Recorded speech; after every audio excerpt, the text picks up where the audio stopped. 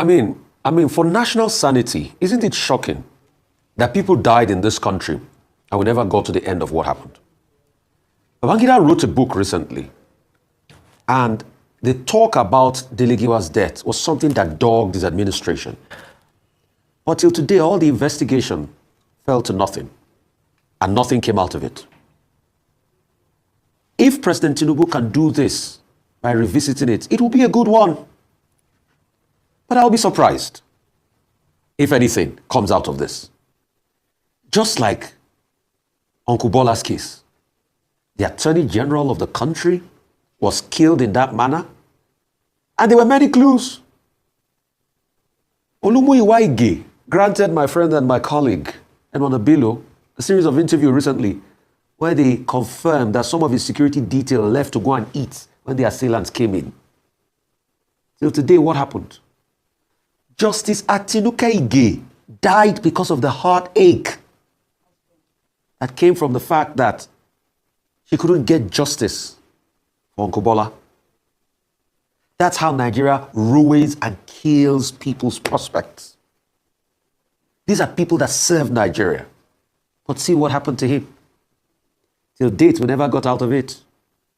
We remember, that was the case, Bola Ige case that brought Festus Keyamo to the limelight. You remember the case of Frayo and some other participants there. Till date, nothing has come out of that case. I will be surprised if anything comes out of it this time around.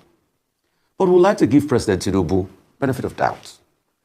Look at this case and these cases, Bola Ige and Dele Giwa, because Nigerians deserve to know what truly happened. We need to be able to look deeply into what happened. People shouldn't just die like that. All right. But on the flip side of it, all right, those that died in NSAS, have we been able to acknowledge that they died in the first place? Those that were hurt at the result of NSAS, have we been able to acknowledge they were hurt in the first place? Nigeria has now become a country where injustice takes a high seat on the pedestal, and where justice is relegated to subterranean levels. All right, Rufai. For our country. I hope something will come out of it. It's not today we'll be making this plea. Dr. Abati, a quick comment. Okay, look, we're dealing with unresolved murders here, unresolved assassinations.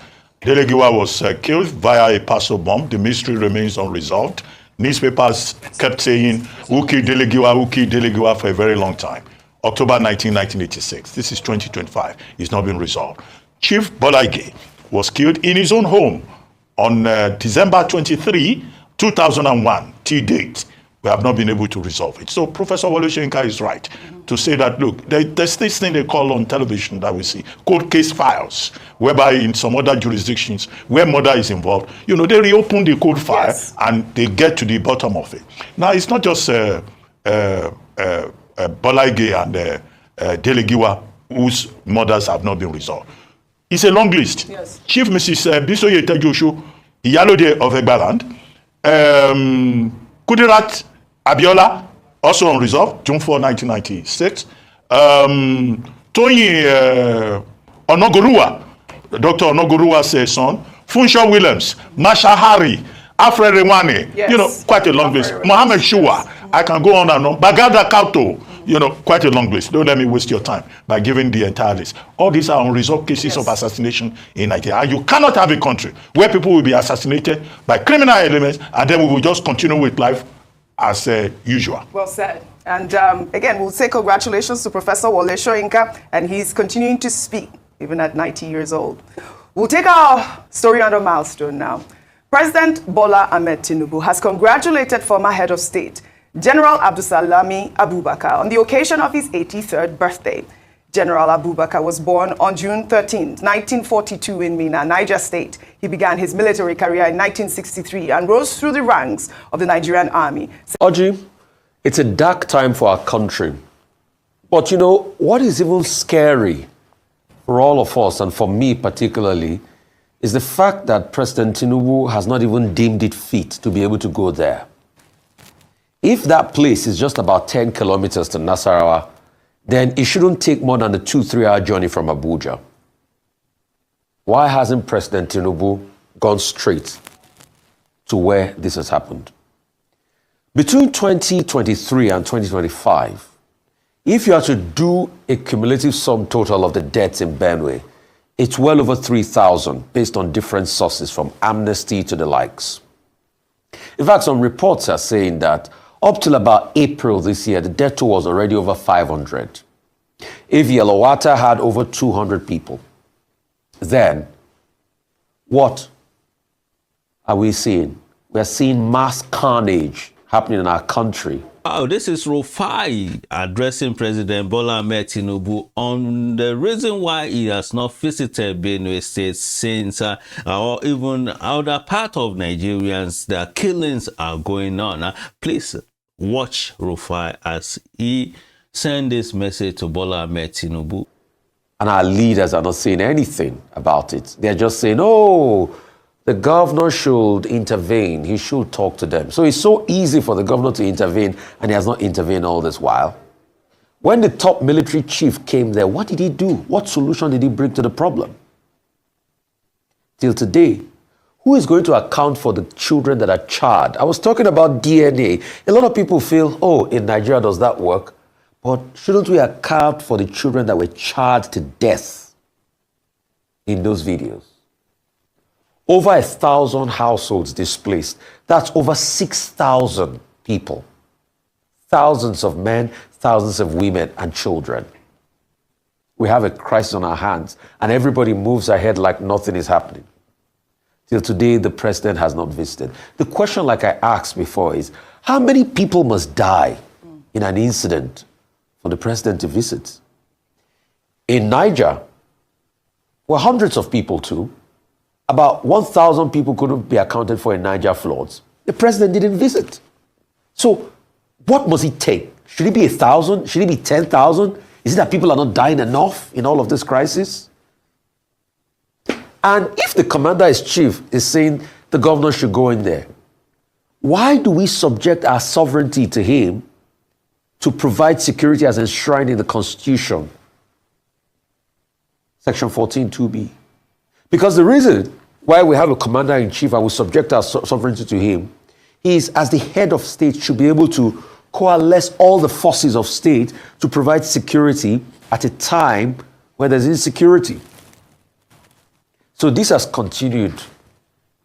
If we were to flip the script, many years to this time, maybe 2014, I'm sure President Tinubu never gave Goodluck Jonathan breathing space. He kept on reminding him that you're commander-in-chief. Get something done about it. And then when you look at it now, protesters that are protesting, you think those people were so happy just to go out there to protest? The killings of their own people? The police could tear gas them, and you have helicopters hovering around. But how about fighting the people that are committing this mayhem? President Tinubu, I would rather that we look at solving the problems in Benue and other parts of the country, rather than this political talk of endorsement here and there as regards the 2027 presidency. And that's why this morning, out of protest, I said, I will never talk about politics where people are dying, and I will never dignify politicians by talking about who is endorsing who. Don't we have a heart in this country? Is it because it doesn't come close to us? Really? Is that the country we have built so insensitive to the plight of people? Just imagine if you were called that your dearest and your closest died in Benue. My heart goes to the people of Benue State, and this is so terrible. This is not good. The last time I think we saw this kind of thing was Jonathan administration, and there were a lot of things going on. And in fact, that was one of the reasons why Jonathan was dethroned, because Nigerians were tired, because there were a lot of nonsense killing that was going on. And since this thing has been happening, President Bola Tinubu have not even taken his time to visit the Benue people, and people are questioning that. Rufai has questioned that why is it that the president have not visited the people that were being killed in Benue State? Why is it that the police they are attacking the protester, the people that are protesting.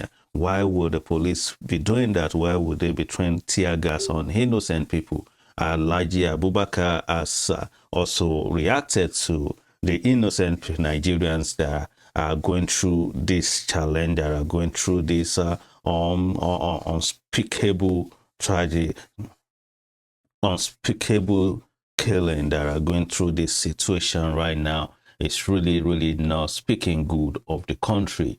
And to cram everything, the president has not even visited the place. We are just hearing that I think he just gave a speech and all those things.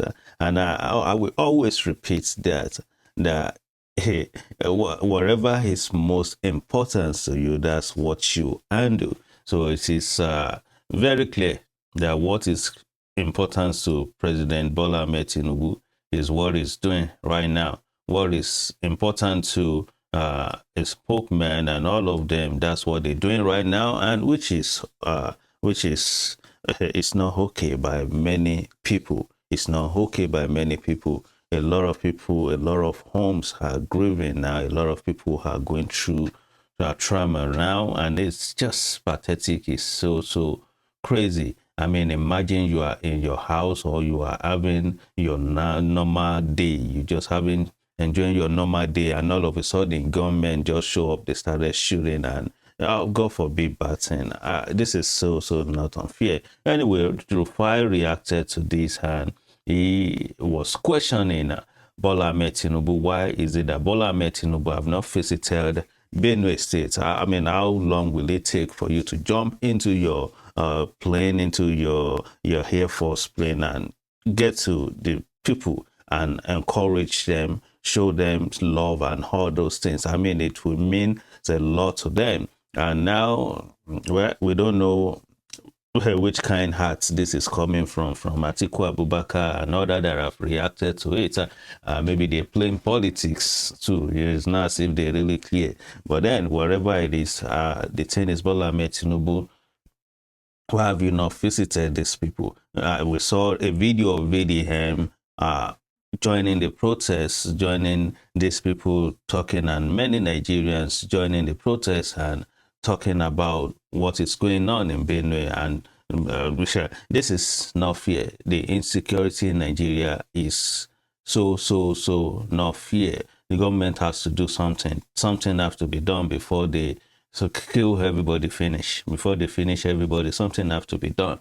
So this is Rufai just blabbing and just addressing this issue as it is, and he's talking to President Bola Ahmed Tinubu that why is it that you have not visited Benue State? All right, please share and leave your comments. Let's hear from you. Is it okay for Bola Ahmed Tinubu to just address or to just send spokesperson to speak about what is going on in Benue State, or is it advisable for the president to visit where these things are going on, to sympathize with the people, to show them love?